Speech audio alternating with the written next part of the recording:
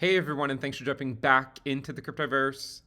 Today, we're going to talk about the total cryptocurrency market capitalization and discuss what is the worst case scenario for a potential bottom. If you guys like the content, make sure you subscribe to the channel, give the video a thumbs up, and also check out Into the Cryptoverse Premium at intothecryptoverse.com. We, of course, do have several different tiers available, including a free one. Make sure you check it out. Link is in the description below or the pinned comment. Let's go ahead and jump in. Now, this video series is something that we've been carrying out for a little over a year now. And while I know the price action for crypto has been quite positive recently, I do want to at least follow this video series out until either the path that we've previously outlined is deviated from, or we see it into its ultimate conclusion in the same way that we saw it occur with the dot-com crash. I must remind you that this is just what I would consider to be the worst case scenario. It does not necessarily mean that it has to play out. From a time-based perspective, Bitcoin and Ethereum have experienced about a bear market that is pretty typical in length. And so we must be cognizant of the idea that the low could be behind us. But the purpose of this video is not to spend too much time addressing whether the low is behind us, but to address if it's not the low, what would that ultimately mean? If you're not familiar with this video series, we normally put out a new video about every 3 months. However, in this scenario, we actually put out our most recent video on this series only 2 weeks ago. And the reason why I'm providing an update is because a lot has happened between then and now, and I wanted to just simply provide an update. So if we roll back the clock, this video series started back in February of 2022, when essentially we noticed the similarities between the dot-com crash and the cryptocurrency crash that we were just starting to experience. Now, the dot-com crash back then was also given a nickname during the Super Bowl. It was called the dot-com bull, in fact. In the same manner that in 2022, crypto, or the Super Bowl, is called the Crypto Bowl, because we had a lot of different cryptocurrency companies providing advertisements for the Super Bowl. And so because of these similarities, I thought it would be worthwhile to say, what if this is our dot-com bull? What if the investors that came before us, the lessons that they learned, is there anything that we can learn from it without having to necessarily experience it for ourselves? So what we're going to do is we're going to talk a lot about that. In this first video, you can see we found this article, and it essentially outlined how the total market cap of the tech stocks back then, which essentially, the NASDAQ, of course, it was just, in this case, it was, the top 280 tech stocks at the time, reached a total market cap of 2.948 trillion. Now, the reason why that's important is because we know that cryptocurrency also reached around 3 trillion at its peak in November. So because of that, we've seen a very similar market cap reached despite these two events occurring over 20 years apart, and they overtook the Super Bowl. So why not explore, further similarities between them? We also followed this, and this was again a year ago. We followed this video series up about 9 months ago, talking about where would that ultimately put the total market cap of crypto if we were to follow what the NASDAQ did during the dot-com crash. We continued our discussion about 5 months ago, and we went through all the same things, and we provided a discussion about the Bitcoin dominance, which you guys know I'm very fond of, and I think it's a very useful tool to navigate the cryptoverse. Perhaps it makes me a dinosaur, unwilling to change with the changing times, but I am somewhat stubborn in my view on that. And we also covered this again 3 months ago. We were comparing the 40% rally, the 50% rally, and talking about potentially getting a final rally up to the 50-week moving average. So we're going to provide an update on that. And then we again talked about this 2 weeks ago, where we were looking specifically at Bitcoin and talking about getting that rally up to the 50-week moving average. So now we've covered, the intro, we've covered the prior videos in this series, and now I just simply want to provide an update, okay?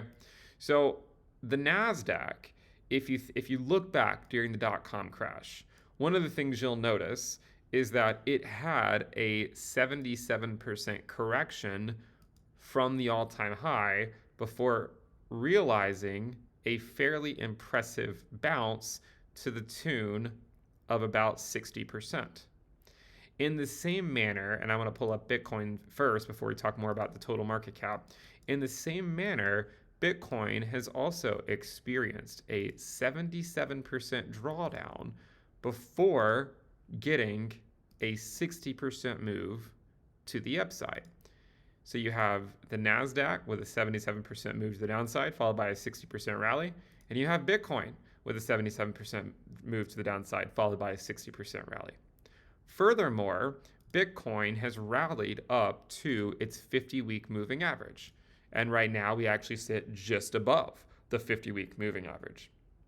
In the same manner, when the NASDAQ rallied up, it also came to the 50-week moving average. And you can see that the first move up to the 50-week SMA didn't even quite make it there, right? It fell short.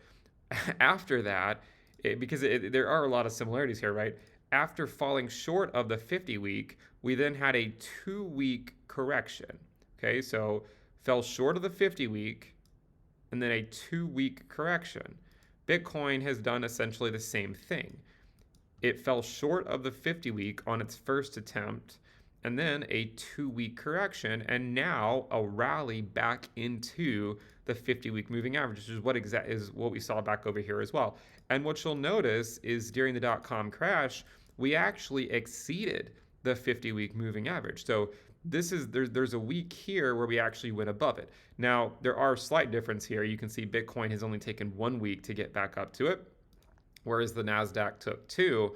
But again, the NASDAQ did go above the 50-week SMA. If we take sort of a measured move here all the way up to the top by about 2% or so. And where do you think Bitcoin currently sits above the 50-week?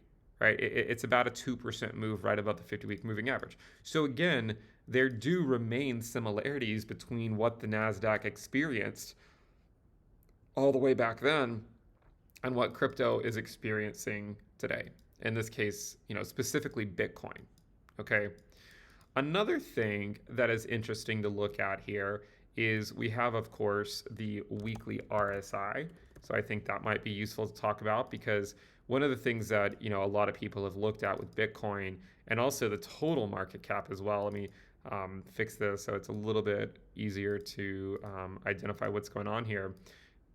You can see the NASDAQ was also more or less putting in, ultimately you could say the NASDAQ was sort of putting in these lower highs on the weekly RSI, and then it finally broke out into this 60% rally to the 50-week moving average, right? And ultimately what formed on the weekly RSI was in fact a double top. Okay, double top. If you look at Bitcoin, and we look at the same things, we're just going to look at the relative strength index. One of the things you'll notice, and let me clean this up a little bit so it's the same thing that we looked at on the other one. It's a very similar type of move, right? Where you see these lower highs on the weekly RSI, you finally get the breakout, right? You finally get the breakout. Also note, it's very similar, right? Like, look at this move here. Look at this low here. The weekly RSI was lower. So then we ended up getting we got a higher low on the weekly RSI, but a lower low on price. So a lower low on price, a higher low on the weekly RSI, followed by a 60% move to the upside, which rallied to the 50-week moving average in the same way the NASDAQ did. Now, the weekly RSI ended up putting in a double top. The first top did not reach the 50-week SMA. The second top went just above it. But in both scenarios, the weekly RSI was essentially the same. Bitcoin, you can see that right now, the weekly RSI has broken a little bit higher. But of course, the week just started, right? We don't know yet how this week's going to end. If this week ends with just a very flat rejection off the 50-week SMA, then this too could end up being a double top. If this continues to rally on through like it did in 2019, then arguably we have deviated from the dot-com crash. I think this is a very important week, and it's one of the reasons why I wanted to provide an update this week because, as you guys know, I provided an update only 2 weeks ago. So why provide it again? I think we're getting into crunch time here, and we need to follow this through to the end until it either deviates or we see the ultimate conclusion in the same way that the .com crash ended up. So a lot of similarities between these moves when you compare the NASDAQ and you compare the total cryptocurrency market cap. Something else to take, and you compare Bitcoin. Something to take a look at, though, is to actually pull this up for the total market cap, because the total market cap is slightly different, right? It's slightly different. Remember, when we're looking at the NASDAQ, we're comparing, an index of a lot of different stocks. So why not make some of the comparisons to the total market cap? When you look at it like this, one of the things you'll notice is that it's actually more similar, because we had a rally up to the 50-week, right? Total failed to come all the way to the 50-week. Then a 2-week correction, just like the NASDAQ, a 2-week correction, 2 green candles to the 50-week, 2 green candles to the 50-week, and then it was the next candle. So that would basically correspond to next week, not this week. It would correspond to next week, seeing a ultimate rejection off of the 50-week moving average, and then it's just a continuation back to the downside. And then if you look at the weekly RSI on the total market cap, you'll see something very similar, right? You'll see this higher low on weekly RSI, but on the price, we were actually getting a lower low, right? Which is a sign of divergence, and is one of the reasons, arguably, that we've seen this really great rally by Bitcoin, is because, why not? I mean, we've had a pretty typical bear market for Bitcoin, lasted about a year. Why not? And if you actually go back and watch some of these prior videos that we did on where is the crypto bottom, and we discussed this potential 60% rally, one of the things I said was, if you watch that video and the ones that came before it, I said, imagine how difficult it will be if we do get a 60% rally. And imagine how difficult it would be, because it looked like it was lining up towards the end of the year, which is typically when Bitcoin bottoms, either the end of the year or early the following year. So what happens if everyone decides to front run it before it's really run its course and you get a 60% rally? So that was another thing we talked about. If you look at the NASDAQ in the .com crash, we had 3 primary rallies. We had, if we zoom all the way back, so there was 3 separate rallies that are at least notable. Of course, there's more than 3 rallies, but I would argue that there's 3 that are fairly notable. This first one was about a 40% rally. The second one, about a 50% rally. The third one, on total, it was about a 57% rally. It depends on where if you go to the wick or if you just go to the candle, but about a 56% rally or so, something like that. So close to 60%. So you essentially have a 40% rally, a 50% rally, and a 60% rally. None of those marked the bottom, right? None of them. And the last one got rejected off of the 50-week moving average, which is coincidentally where the total market cap finds itself right now, right at the 50-week SMA. Now, the 50-week moving average is coming in at about 1.101 trillion. We're sitting at 1.085 trillion. Something to keep in mind. I might say, well, has crypto experienced the same thing, a 40% move and a 50% move? Yes, it has. Very similar move. If you guys remember the rally back from January to March, guess what? About a 45% move. Same thing as we saw in the .com crash. And then if you look over here in June of 2022, we had our 50% rally. So we had our 40% rally, our 50% rally. Now this one is not quite 60%. It's actually right around 50%. Now I don't know how important that is. If it needs to go up another, if it needs to go all the way up to that 55. I think the NASDAQ, I've said 60%, but it's close to about 56%. It rallied to the 50-week, almost a 60% rally. In this case, the rally from all the way down here is only about a 51% rally or so. to get you there, but it gets you to the 50-week moving average. So we've seen very similar moves, not only in the dot-com crash and compared to what we've experienced so far within crypto. Always something important to keep in mind. Now, the other thing I wanted to mention is, and this is dubious at best, okay? And I mean, this is not something you should take to the bank. Out of everything I'm going to talk about this in this video, this is probably the thing that would carry the least amount of weight, because it's always easy to manipulate things to tell the story that you want to tell. But if you look at this as a line chart, right? Look at this as a line chart for a second. What I want to do is, if you go over to the Wall Street cheat sheet, and we overlay this on the total market cap, I want you to take a look at this. One of the things you'll notice is that when this rally here, you could argue that this was capitulation. So this was down to our 17.5. Then we had a rally up to around 25K on Bitcoin. Total market cap was obviously different. So we put in a low, we put in a high, and then we put in a lower low. So you could argue that with Bitcoin, this would correspond to 15.4K. And then we rallied on up, came back down a little bit, and then went back up. Doesn't that look very similar to potentially this move, right? Where you rally on up to that 50-week moving average, but it's slightly lower than this one, right? It's just slightly lower. Like, it hasn't actually taken out the August high. One could argue that if we do take out the August high, then we've deviated, and it's not necessarily the best comparison anymore to this chart, right? But again, imagine this is your 17.5K Bitcoin, or the total market cap over here when it hit 843 billion, and then rallied on up to 1.14 trillion, and then put in a new low at around 755 billion. So you're looking at a lower low, but technically we haven't actually put in a higher high here, right? Like, we're still below this level.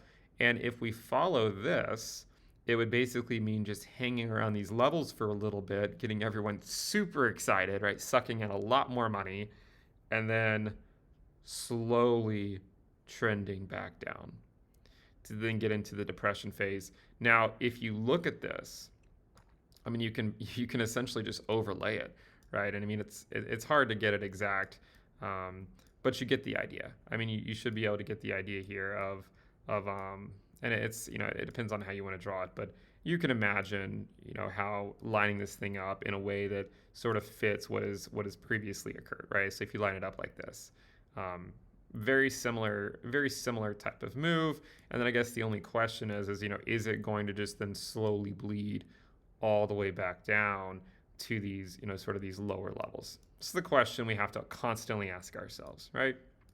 Now, I want to talk about something else, because one of the things we've mentioned before is, give us a number, right? Like, what is the worst case scenario? Well, if it follows the NASDAQ, we've covered the similarities. Yes, we had a 77% correction, right? By the way, we talked about how Bitcoin had a 77% correction before its rally. Well, guess what? Total had about a 76% correction, right, before its rally. So really close, really similar. Do note that it's including stable coins, so you have to constantly think about that. But while we had our low here at 77% down, the final low was 83% down, about 83%, somewhere between 83 and 84%. So where would that put crypto if it were to go down 83%? Put it around 500 billion. If it's closer to 84%, it would put it at 480 billion.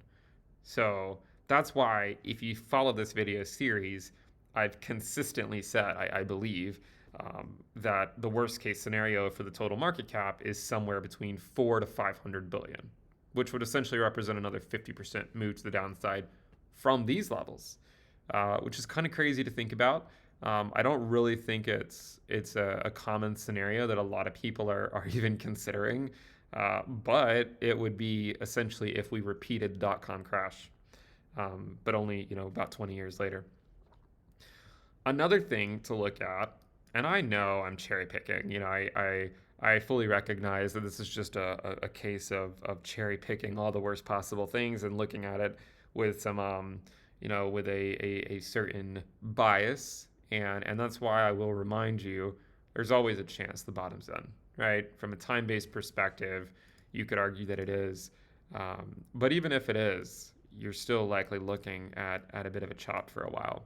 Another thing to consider too, by the way, is at least with Bitcoin, look at 2015. We got rejected by the 50 week, but it didn't actually really lead to a new low. So let's suppose we do get rejected by the 50 week. It doesn't necessarily have to lead to a new low, as you see what 2015 did. But just something to think about. Now, I want to go back to total because this is another way that I was looking at this earlier. It's the time base component. Like, when could something like this occur, right? How long would it take to occur, et cetera. Well, if you look at the NASDAQ, and I did this exercise in the last video, but I'll do it again in case you missed it. If you take the time here from this major peak to the rally, the 77% move to the downside, it took about 77 weeks or so, right? I mean, it might be off a week or so, but somewhere around 77 weeks. And then the time to go from this low here to the actual low was about 55 weeks, right? So you have 77 over 55 equals, you go to total. You say, well, let's take the ratio, right? Let's take the ratio and get an idea of when it could actually occur. You take the top here and you go out a certain amount of time, 54 weeks. So you set this equal to 54. So this 54 is equivalent to the 77, and then 55, and then x. So 77 over 55 equals 54 over x. So if you do that, 77 over 55 equals 54 over x, and you solve for x,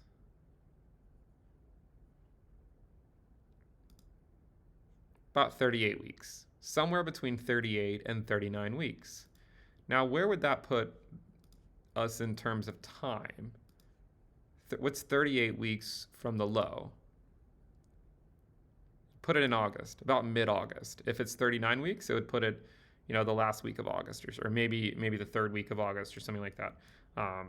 But that's essentially what you're looking at. Is August of 2023 is where that would ultimately come to play out. August of 2023. Now remember that number, or remember that month. Another way to look at the last cycle is to draw a line, right? We all love drawing lines.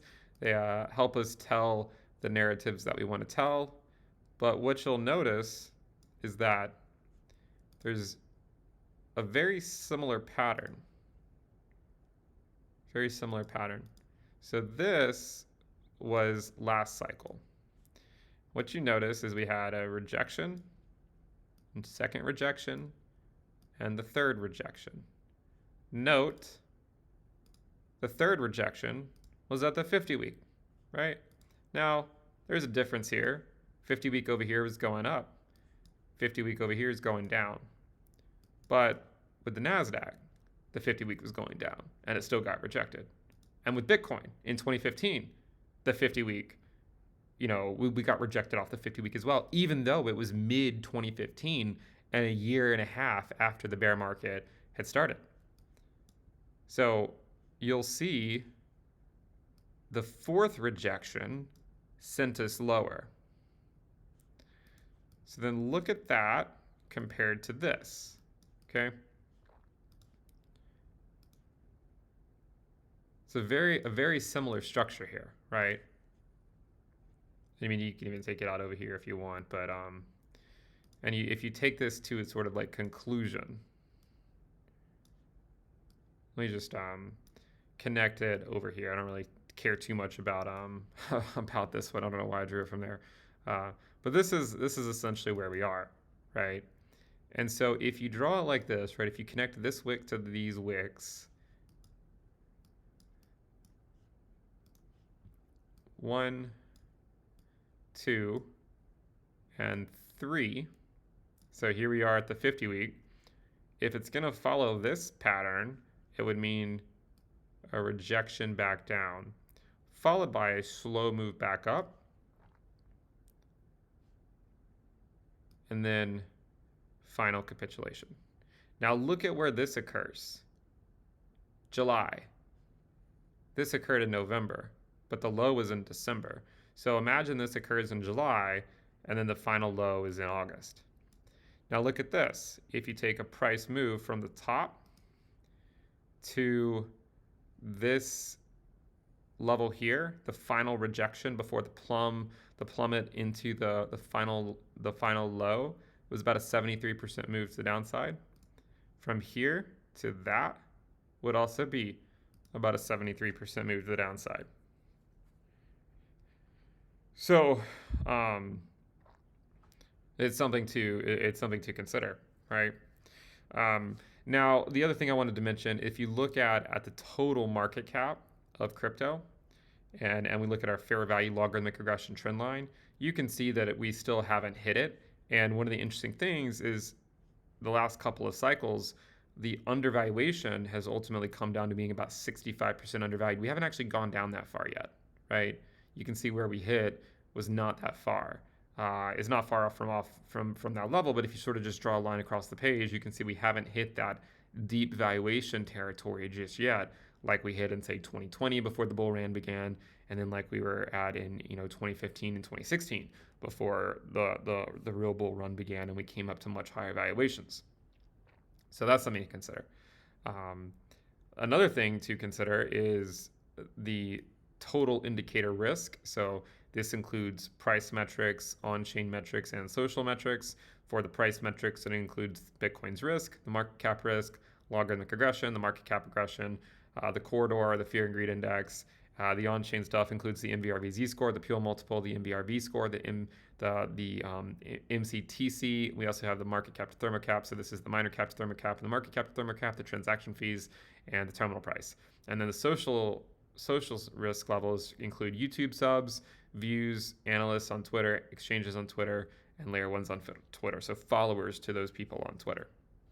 This is what the risk level looks like, right? So we haven't gone down into that final area. Now, if we roll back the clock in June and July, a lot of people said it was the bottom, that June was the bottom, and they had their reasons for it, and they could have been right, but they weren't. And we talked about how we likely were going to see that final capitulation by the end of the year. Now, what's interesting is the capitulation was somewhat tempered in what we saw back in 2018, and we only went slightly lower. Now, I would be remiss if I didn't just point this out to the bulls, okay? Because it's not all doom and gloom. If you turn off the social risk, we already went to some pretty low levels on risk. We did not go as low as we went during the prior 3 cycles, but still pretty good value. And if you bought Bitcoin at 15, 16, 17, 18K, even if we do eventually go lower, it's probably not that far from the bottom, right? So long term, I think you'll be fine, even if the worst case scenario does play out. But this is something to keep in mind. One thing I constantly think about that's somewhat interesting is back in 2018, there weren't really a whole lot of people calling the bottom. Now it seems like the entirety of crypto Twitter and crypto YouTube have just unilaterally declared the bottom is in, and if you don't agree with them, then you're just sort of labeled a perma bear or something. But I would also point out that a lot of people got excited back in the summer as well, and then we know what happened in August, right? We ended up just coming back down and putting in a new low, and then of course everyone who called the bottom back in June were quick to call the bottom again in November because they don't want it to be too much lower, right? They already called the bottom once, so hopefully it's the next low is the bottom. And one of the things I said back in the summer was that I did not think June was the bottom. I said, I think the next low could be, meaning the one in November, or of course, I thought back then I thought it would take until December to get it, not November, or the low after that. And then, of course, it brings us into the question of, well, what is the narrative for another low, right? What is really the narrative? Because haven't all the narratives been spent at this point? Let's just think about this stuff for a second. We had Celsius, Luna, and the UST fiasco. We had BlockFi. We had FTX, Voyager, and what's going on with with Genesis. So much. I mean, look, crypto. The people that are living in the cryptoverse. I mean, you felt the pain over the last year, and I think the contagion narrative has run its course, right? I don't think that the contagion narrative is what would send us to new lows. I just don't. I mean, I think it's been fully priced in. You could argue that if another major exchange went down, that could lead to a new low, but I don't even know how likely that is at this point. I mean, it could happen, but the market has been relatively resilient to these things. And, despite the fact that FTX collapsed, we didn't really go that much lower. I mean, from 17.5 to 15.4 in terms of the prior lows. It's not much, right? It's not a whole lot. So then, what is the narrative? Right? What is the narrative? Well, I can think of two. The first one is still a crypto specific narrative. The second one is not. And arguably the second one is more important than the first one that I'm going to talk about. Now, everyone can go ahead and collectively roll your eyes, because we will briefly touch on the dominance of Bitcoin. Okay. I think this is a very important component to understand where we are. Remember, it was only a few months ago that I saw the comments on the Bitcoin dominance videos I was making, where everyone was calling for this to break down 20%, 30% dominance, and it's defied the Bitcoin dominance bears, and it continues to slowly go higher, despite everyone thinking that this time is different and that the altcoin market's going to take over everything. Despite all the VC money, despite all the NFTs, Bitcoin dominance couldn't even go below where it was in 2018. So I don't really think that this time is different. Really carries much weight when despite all the VC money, despite all the money printing, despite all of that, the dominance still couldn't go lower, right, from where it was in 2018. We put out a video, by the way, back in August, saying that September could be the turning point. And, to just go back to the receipts, just because it's important to sort of remind ourselves where we were wrong on things. I was not expecting this drawdown in the dominance. I mean, I really wasn't. I thought that this was the move that was taking us up. So let's not forget that. And I think it's important as an investor to remind ourselves, well, what have we gotten wrong? And this was one we got wrong. I mean, well, not we, right? I mean, I think a lot of people have been in the Bitcoin dominance going lower camp. And they were quite pleased to see this move to the downside, but I was not. I mean, I really thought the dominance was going to keep breaking out here, and it didn't. And there's always a chance that I'll be wrong again. And if I am, I'll hold my hand up high and say, yep, I got it wrong again on the Bitcoin dominance. But I look at this and I remind myself that on this dominance pump here, it started with a Bitcoin pump. So look at the price of Bitcoin here. So when the dominance went on this surge here, if you line it up, it started with a Bitcoin pump to the 50-week moving average. And it continued going up on a Bitcoin dump back down to the lower part of the range, right? So it started with a pump and it ended with a dump. And then after the dump, the Bitcoin dominance still continued to sort of slowly go higher. And then it just went sort of sideways with a slightly bearish bias until the 2019 bull market, the brief one that we had. So the crypto narrative to support lower valuations, not necessarily in Bitcoin, but in the altcoin market, is the dominance is still so low. And I think to myself, have we seen enough pain in the altcoin market? You know, with everything that's going on in the macroverse, has there really been enough pain in the altcoin market when everyone's just quick to throw their money back into the altcoin casino? Um, I don't know. You know, there's a big part of me that thinks the altcoin market still needs some more pain.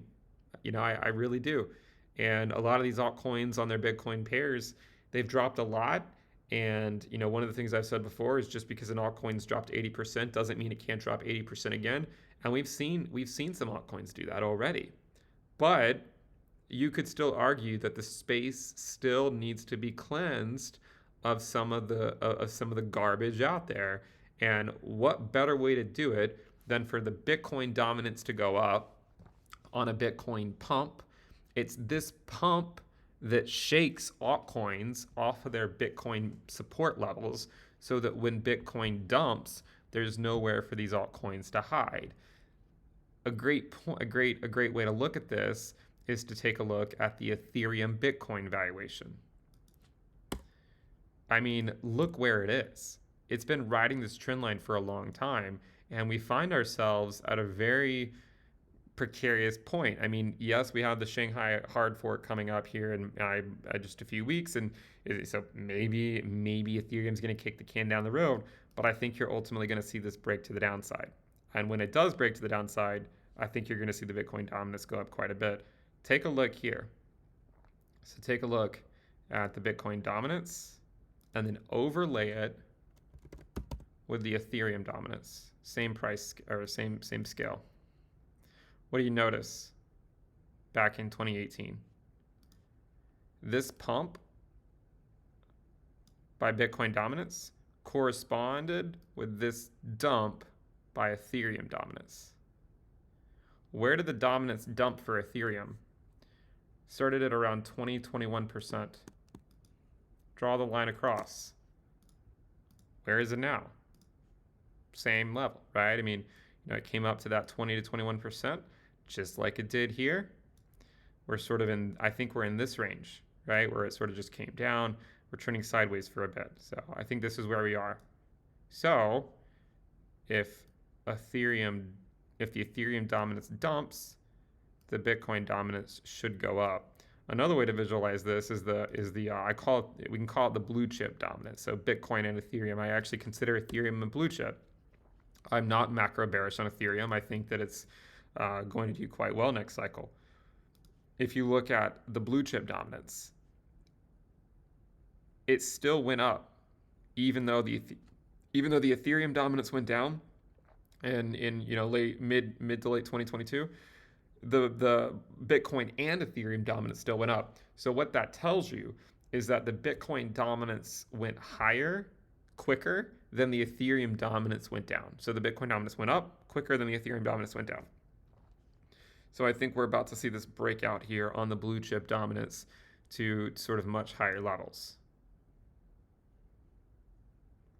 You know, take a look at some of these altcoins, right? Like ADA's Bitcoin valuation. Look at this. You know, I mean, yes, you can get a breakout. Doesn't necessarily mean a thing. You know, I mean, you can still come back down. I mean, this was Q3 of 2019. This will be Q3 of 2020. What's interesting about that? Q3, August, right? August, September, July, August, September. That would get you down to those same valuations. You know, look at Solana's Bitcoin valuation. Everyone gets excited every time it pumps, you know. What do I see? I see every time we put in a new low, that low acts as resistance on the next pump, right? And then this low has been resistance here. And, you know, it'll probably roll over and put in a new low eventually. And you could look at a lot of different altcoins, and it's basically the same story on most of them. There are a few that have outperformed, and I'm not trying to take anything away from that. You know, and look at the BNB Bitcoin valuation. It's been moving down, and if this continues to move down, dominance only has one way to go, right? And it's up. So, and again, if you exclude stable coins, the dominance has been moving higher since May of 2021, right? Despite everyone calling for it to go lower, altcoins still slowly bleed back to Bitcoin. Look at a moving average of it, right? Take a 30-day SMA. It's just building out a big base. and it's likely going to go back up to the upside. So I think that's the crypto narrative that would support further pain. One thing to consider too is that Bitcoin, if the bottom is not in for total market cap, Bitcoin's low might not be that much lower than it already is, right? Like maybe it just goes down to 12 or 13K or 14K and it calls it quits there. But maybe it's the Ethereum valuations that go down. Maybe it's the altcoin market that goes down. Take a look at Ethereum just on its own. Actually, don't take a look at Ethereum on its own. Take a look at the entire altcoin market, including Ethereum. I don't really consider ETH an alt, but look at this. Right? So it's like a descending triangle, right? So you had a peak, remains to be seen, right? And then a low, and then a lower low. So you could argue that Ethereum is still in this range here, and if it comes back down to these levels and then continues to sort of pop up here and then makes it down to the end, that puts it in the summer, right? And then if it breaks down, that gets you into that same time frame of like July, August, coming into sort of that lower part of the range. You could also see the same thing on or something slightly different on total 3. So if you look at total 3, you'll see a high, a lower high, a lower high, potentially a lower high. Right. So if we continue to rally just a bit here to get up to the 50-week and then slowly come back down, you could see it fall down here and then and break back out to the upside, right? Like it could be a fake out. Look at over here. Look at total 3 back in 2018. It eventually did. So we had a high, a lower high, a lower high, lower high, and then we moved below the trend line. It was a fake out, and then we came back up, right? So maybe it would do something like that. It's at least something to consider, right? I mean, I'm not saying it has to happen, but it's at least something that we need to think about. So we've talked a lot about crypto, but what's the narrative? I mean, what if the dominance doesn't have to go up, and what if I'm wrong about that? What if I'm just a dinosaur, living in the past and thinking that the dominance has to go higher when maybe it doesn't? I still do think it will. That's my base case. I think the dominance is poised to go much higher than it is today. And I think we'll easily see it hit 50% this year and likely continue much higher next year. But what if it doesn't, right? Is there any other narrative? I think there is, right? I mean, it's what happens if we go into a recession. It's nothing anything crypto's doing, but it's courtesy of the Federal Reserve. And I think the narrative is that you have two things, right? We've been in this sort of transitory period for the last couple of months. That transitory period could continue on for a little while. But one thing to consider is that the Fed is continuing to raise rates. And we know that historically recessions occur when the Fed gets too hawkish and they tighten financial conditions for too long. And it seems like that's what they're going to do here.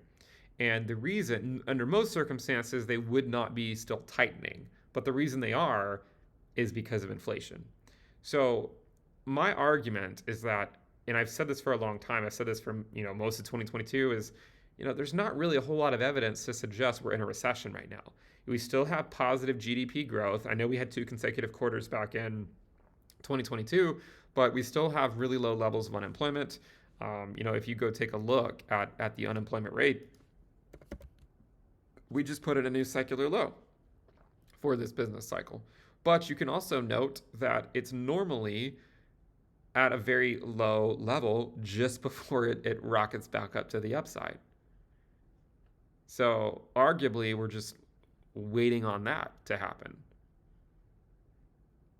Now, you have to think, I think there's 2 narratives here why we've been in this transitory period where risk assets have done well.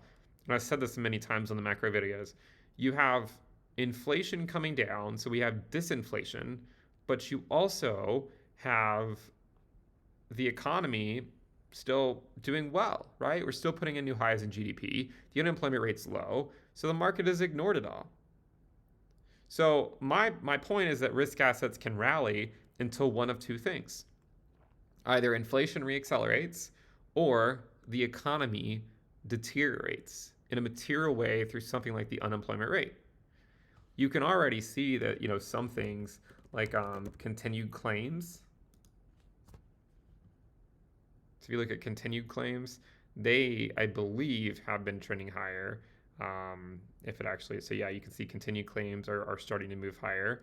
And if you look at say like the smooth recession probabilities chart,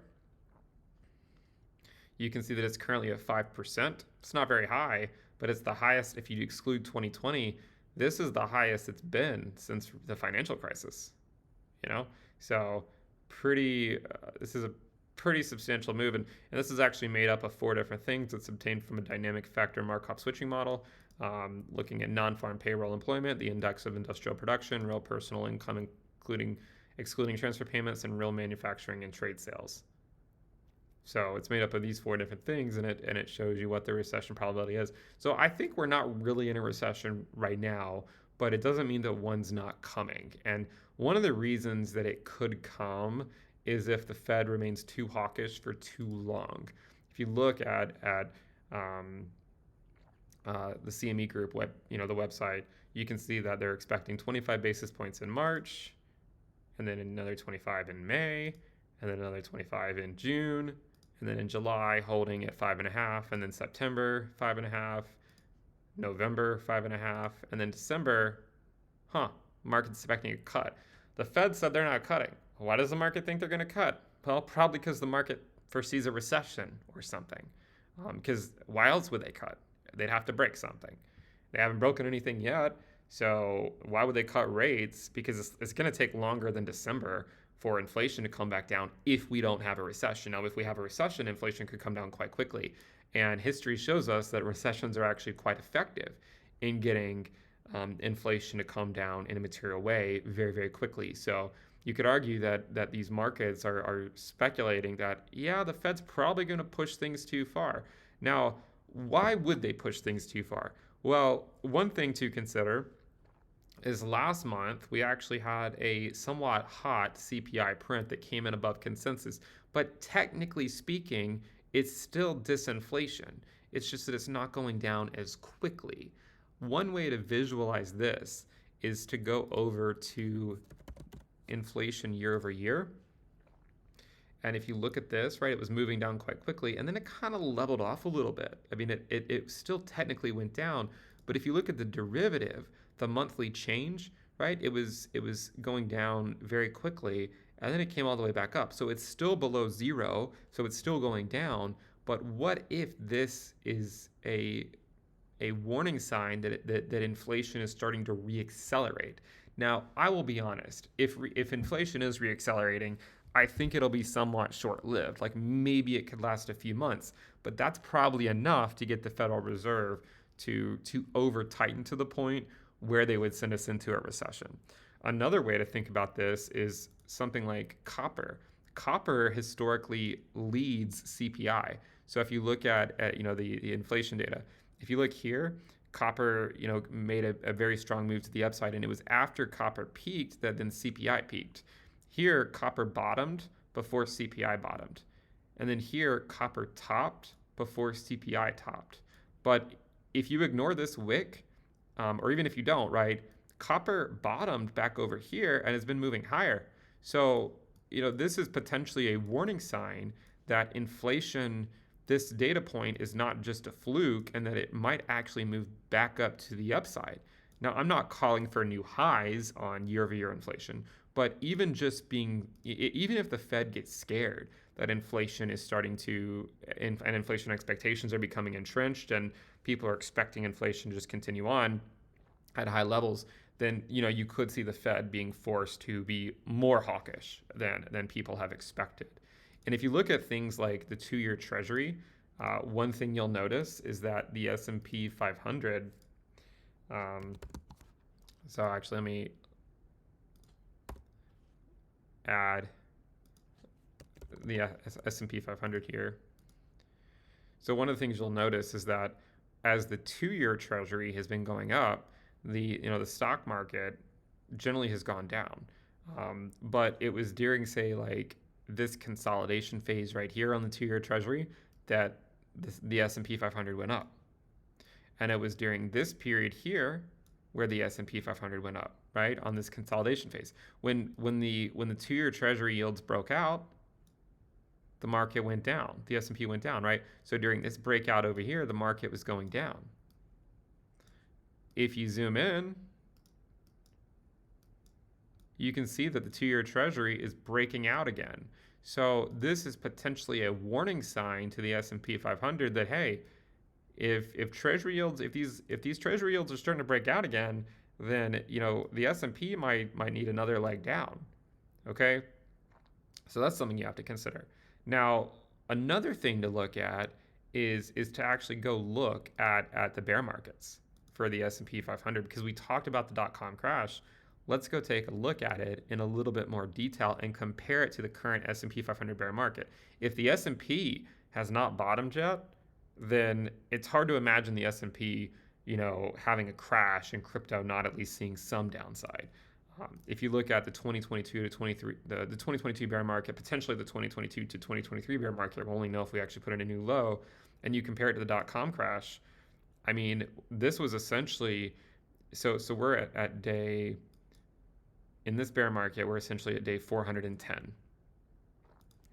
In the dot-com crash, the market rolled over at day 422. So 12 days from now, so early March, that's when the S&P had its next leg lower into the recession. Now, we had another leg lower later on as well, but that was probably more so, related to what happened in 2001 and some of that stuff. But the recession was actually here. And so that is sort of the risk that we run is, what if the S&P rolls back over just like it did in the dot-com crash, and we see another low there, and that could ultimately take crypto lower as well. And then of course the other thing to look at is the dollar, right? The dollar is moving higher, and what's interesting about that is if you go look at the 1980s, which is interestingly similar to today because we were also coming out of a period of high inflation. And if you just draw a line across here, so you can see the dollar peaked at the same level, right? Just below 115. It then had a pullback to a very similar level. We actually went just a bit lower this time. But then the dollar actually rallied on up. And I don't really think the dollar is going to rally up to these levels. And also note that it was during this move here that the S&P went down. But once the dollar broke out, the S&P actually started going back up again. So you might consider that as well. Some of these trends actually break during periods of high inflation. Some of the trends that you're maybe used to and have always held up for as long as we've known. You can see that during this rally here by the dollar, so the S&P had a rally, and then the dollar rallied itself, and during that dollar rally to the breakout, the S&P went down. But then after the dollar broke out, maybe a few weeks after the dollar broke out, then the S&P went up too, right? So there you have it, right? I mean, that's a lot of stuff to digest, but there are similarities between coming out of this period of high inflation and this one over here as well, because you could argue that Powell has been clear that he does not want to make the mistakes that they made in the 1970s, and I agree. I mean, as hard as it is to see a recession, what's worse is if you spend a decade with high inflation. Think about how expensive everything is right now because of inflation. And think about when you go to the grocery store, how it takes so much more money to just get what you would normally get. Now imagine that goes on for another 8 years. That's not something we want to see, right? So it would be better to just get inflation back under control, like Volcker did back in the early 1980s, so that we can actually go back into a period of economic expansion. So if the dollar continues to rally here, then I think you're going to see another leg lower in risk assets in general.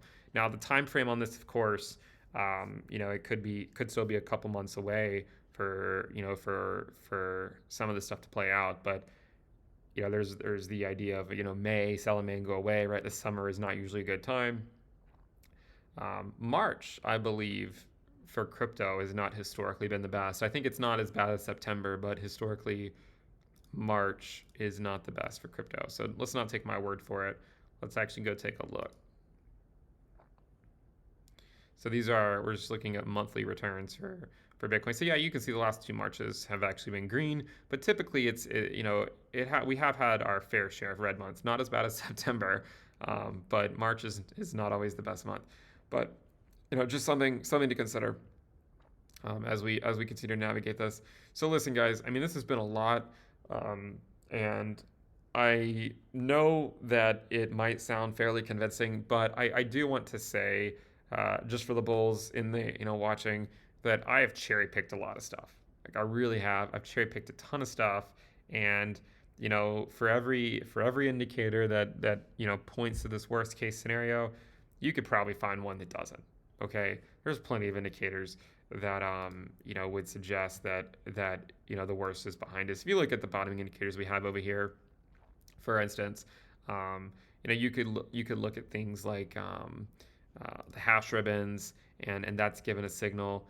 A counterpoint to that, though, is it also gave a signal back over here in August, and it didn't mean a thing because we ended up putting in another low. If you go look at the terminal price, you can see that we actually did come all the way down here to the balance price. The counterpoint to that, though, is that historically bear markets are over on daily closes below the balance price, not just coming back down to it. If you look at 2011, 2015, and 2018, all of them had daily closes below the balance price. And while we came very close, we didn't actually hit it. There's also things like the Peel multiple, which came down to relatively low levels. The counterpoint to that, of course, is that, well, normally it goes down to around 0.3, and we went down to around, just over 0.3. So is it close enough? Maybe. I mean, this is a pretty strong move here. It's back up to 1.06. So, I think a reasonable person would look at this and say, well, it's probably close enough. And if it's not the bottom, maybe Bitcoin goes down a few $1,000s more from 15K, but it's likely going to be relatively close to the bottom, right? So that's something you have to consider. And then the other thing to consider too, by the way, with specifically Bitcoin is the weekly death cross. Okay.